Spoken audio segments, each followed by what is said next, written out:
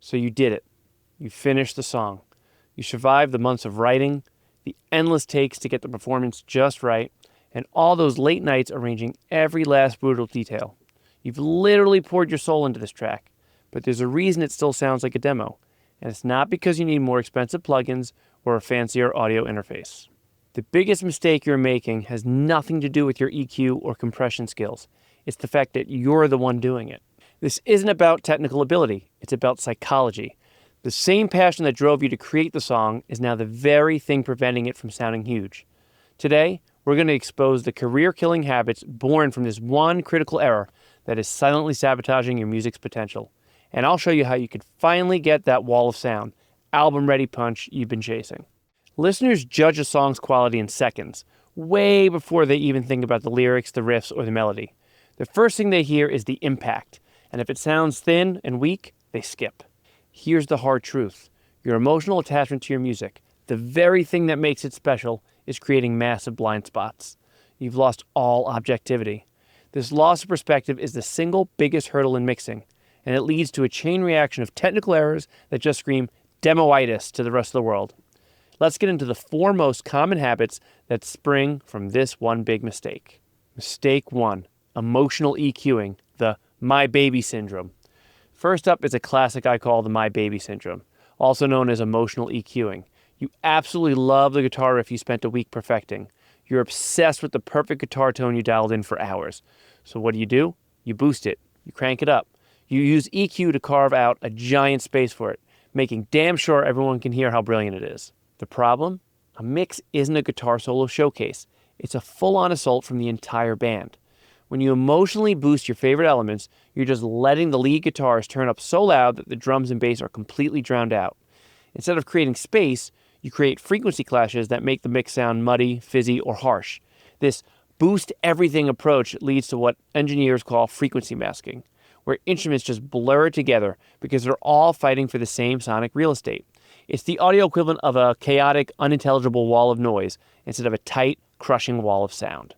The professional mindset isn't about boosting what you love. It's about cutting what you don't need. The solution is surgical subtraction. Ask yourself, what can I take away from the other instruments to let this part shine? For instance, if your vocal and rhythm guitars are fighting in the mid-range, the amateur move is to boost the vocal. The pro move, find the competing frequency in the guitars and gently cut it. You create a natural pocket for the vocal to sit in without sounding artificially hyped. Start thinking like a sculptor, not a painter. A sculptor reveals the art by chipping away everything that isn't needed. Use subtractive EQ to get rid of mud and clean up the boxiness. And remember, EQ is not just a glorified volume knob for frequencies. It's a tool for creating balance.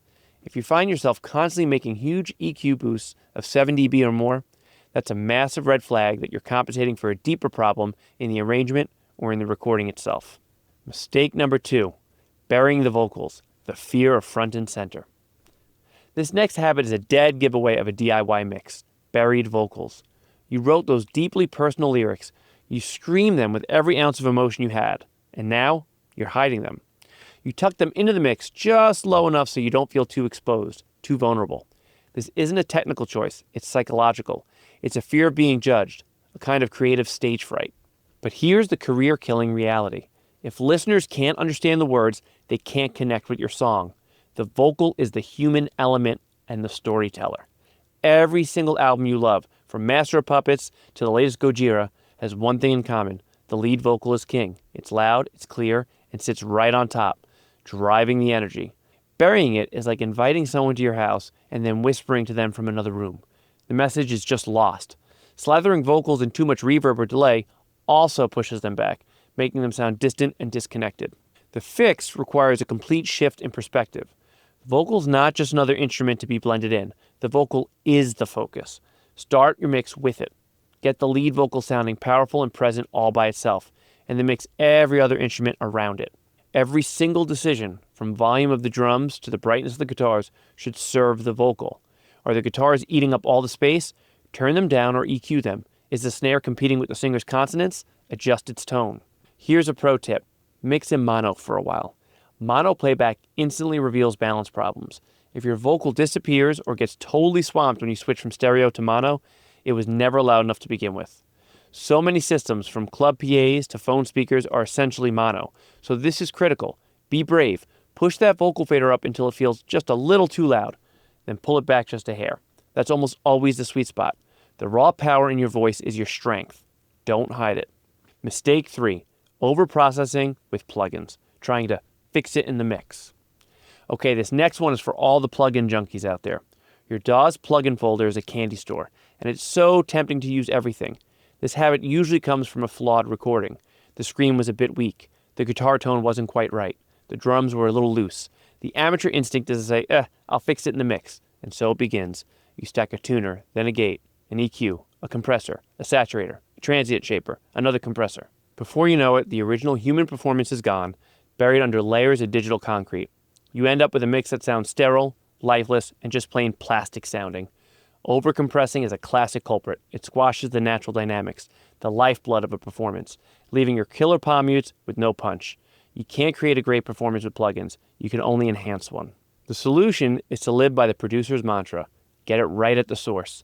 A world-class mix starts with a world-class recording. Spend that extra hour tuning the drums. Take the time to find the perfect mic placement on the cab. Re-record that sloppy riff. I promise you, every minute you spend improving the source recording will save the hours of soul-crushing fixing later on. Plugins work best when they're used to make something that's already great even better, not to put a Band-Aid on something that's broken. On your next mix, challenge yourself to a less is more approach. Try to use as few plugins as you possibly can. Before you reach for that EQ, ask yourself, can I solve this with a simple volume fader?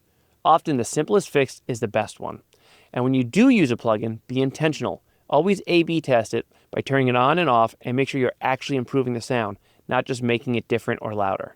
Mistake number 4 is losing all perspective, ear fatigue, and the endless tweak.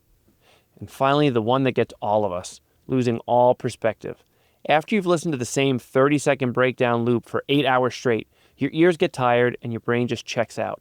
It's a real thing called auditory habituation. That sub bass from the kick and the bass guitar that sounded tight yesterday, now it's a muddy mess. That snare that sounded perfect yesterday, today it sounds like a wet paper bag. You start making tiny, obsessive tweaks that no one else on earth will ever hear, chasing a phantom perfection that simply doesn't exist. This is where mixing your own songs becomes your greatest weakness. You're just too close to it. You literally can't hear it like a first-time listener anymore. A professional engineer's greatest asset isn't just their fancy gear. It's their fresh, unbiased perspective.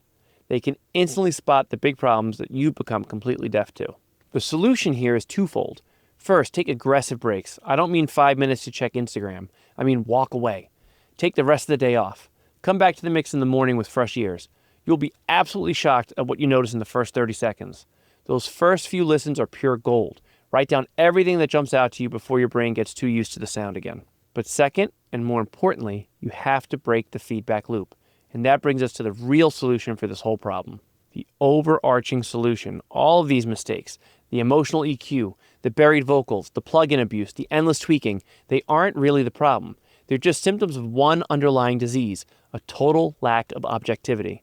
You're too emotionally invested and way too familiar with the song to make the ruthless, objective calls a powerful, punchy mix demands. The ultimate fix isn't a new plugin or a secret technique. It's a mindset shift. You have to accept that you can't be the artist and the unbiased judge at the same time. The solution is to get fresh ears on your track. This can mean collaborating with another producer, joining a feedback group with peers you trust, or even just playing your mix for a friend who will give you an honest opinion. But the most direct and effective solution, the one used by nearly every successful artist, is to hire a professional mixing engineer. This isn't admitting defeat, it's making a strategic power move. It's about bringing in an expert with years of experience, a perfectly treated room, and most importantly, zero emotional attachment to your song.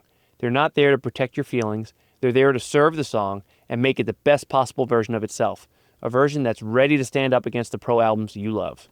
So to circle back to the beginning, is mixing your own music a big mistake? If your goal is to make a professional, crushing track that could connect with the widest audience possible, then yes, trying to do it all by yourself, trapped by your own biases, absolutely is. We've seen how that one mistake leads to my baby syndrome, hiding your vocals out of fear, trying to save a weak performance with too many plugins, and eventually losing your mind to ear fatigue. The solution isn't to be less passionate. It's to know where your passion helps and where it hurts. Pour your heart and soul into the riff writing, the performance, and the tracking. When it's time to mix, be brave enough to let go. Step back, take breaks, and find an objective perspective. Whether it comes from a peer or a pro, that objectivity is the final, crucial ingredient your music needs to truly shine. Thanks for watching. If you want more tips on how to think like a pro and get your music sounding massive, make sure you subscribe. And I really want to hear from you. What's the biggest aha moment you've had about your own mixing? Drop it in the comments below. Now go make some heavy music.